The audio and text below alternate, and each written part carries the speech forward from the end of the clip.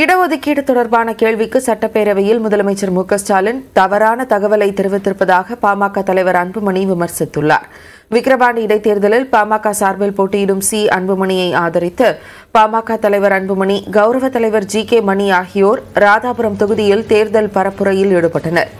அப்போது பேசிய அன்புமணி, பீகார் மாநிலத்தில் நடத்தப்பட்ட சாதிவாரி கணக்கெடுப்பை நீதிமன்றம் ரத்து செய்துள்ளதாக முதலமைச்சர் ஸ்டாலின் தவறான தகவலை கொடுத்துள்ளதாகவும், இடஒதுக்கீட்டை தான் ரத்து செய்துள்ளதாகவும் தெரிவித்தார்.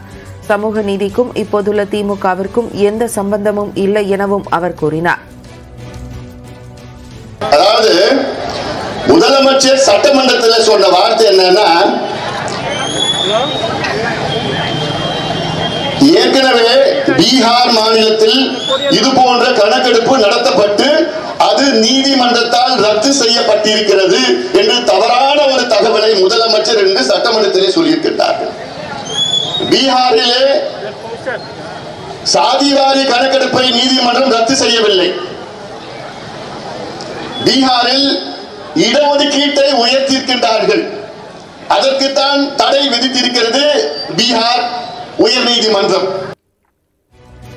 தொடர்ந்து பேசிய அன்புமணி, விக்கிரவாண்டி இடைத்தேர்தலில் அதிமுகவினர் பாமக வேட்பாளருக்கு ஆதரவு அளிக்க வேண்டும் என கேட்டுக் கொண்டார்.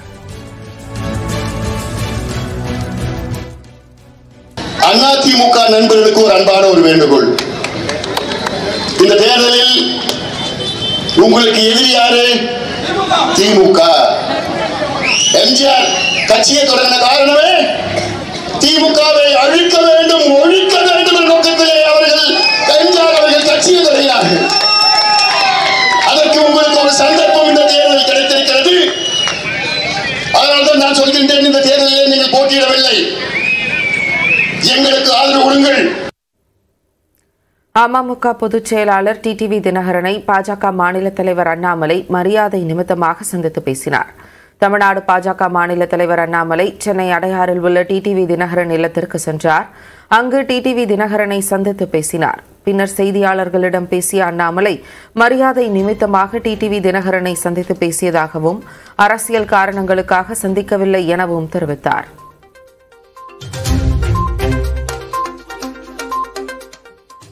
கள்ளக்குறிச்சி கள்ளச்சாராய விவகாரத்தில் பாஜக கூட்டணி ஆளும் புதுச்சேரியிலிருந்து மெத்தனால் கொண்டுவரப்பட்டதாக திமுக அமைப்பு செயலாளர் RS பாரதி குற்றம் சாட்டியிருந்த நிலையில் அவரது கருத்தை வன்மையாக கண்டிப்பதாக புதுச்சேரி முன்னாள் துணைநிலை ஆளுநர் தமிழிசை தெரிவித்துள்ளார். பாஜகவை சார்ந்தவருக்கு இதில் தொடர்பு இருக்கிறது. நீங்கள் ஆளுகிற பாண்டிச்சேரியில் இருந்தால் இந்த மெத்தனால் வந்தது. பிஜேபி ஆளுகிற அந்த மாநிலத்திலிருந்தும் ஆந்திராவிலிருந்தும் வந்தது என்று சொல்லுகிறார்கள். பத்திரிகைகள் வந்தது, ஊடகங்களும் வந்தது, எல்லாரும் சொல்லுகிறார்கள். பாண்டிச்சேரியில் பிஜேபி தான் ஆட்சியில் இருந்தது. அந்த சீஃப் மினிஸ்டர் மேல் நடவடிக்கை எடுக்க சொல்லி கேட்டாங்களா நிர்மலா சீதாராமன்? சம்பந்தப்பட்டவர்கள் பாஜகவை சார்ந்தவர்களும் இருக்கிறார்கள், கள்ளச்சாராய விற்றவர்கள் அதிமுகவை சார்ந்தும் இருக்கிறார்கள் என்று செய்திகள் வந்து கொண்டிருக்கிறது. பாஜக கூட்டணி ஆளுகின்ற புதுச்சேரியில் இருந்து தான் இந்த மெத்தனால் வந்திருக்குன்னு சொல்றாரு. அதுக்கு வன்மையாக கண்டிக்கிறேன். மாநில தலைவர் சகோதரர் அண்ணாமலை சொன்னது என்னன்னா, புதுச்சேரி முதல்வர் அவரை தொடர்பு கொண்டு அந்த மெத்தனாலுக்கும் இதுக்கும் நமக்கு சம்பந்தம் இல்லை. நீங்கள் பத்திரிகையிலே பார்த்தீங்கன்னா சென்னையில் பக்கத்திலிருந்து வாங்கி கொண்டு புதுச்சேரியில் கொண்டு விற்று புதுச்சேரியிலிருந்து கொண்டு வந்திருக்காங்க. புதுச்சேரியிலிருந்து வரல. அது தமிழகத்தில் நடந்த குற்றத்தை குற்றம் என்று ஒப்புக்கொள்ளுங்கள். நீங்கள் குற்றவாளிகளுக்கு பாதுகாப்பாக இருக்கிறீர்கள் என்பதை ஒப்புக்கொள்ளுங்கள். நீங்கள் ஏன் சிபிஐ விசாரணை வேண்டாம்னு சொல்றீங்க? ஏன் குற்றவாளிகளை பாதுகாக்கிறீர்கள்?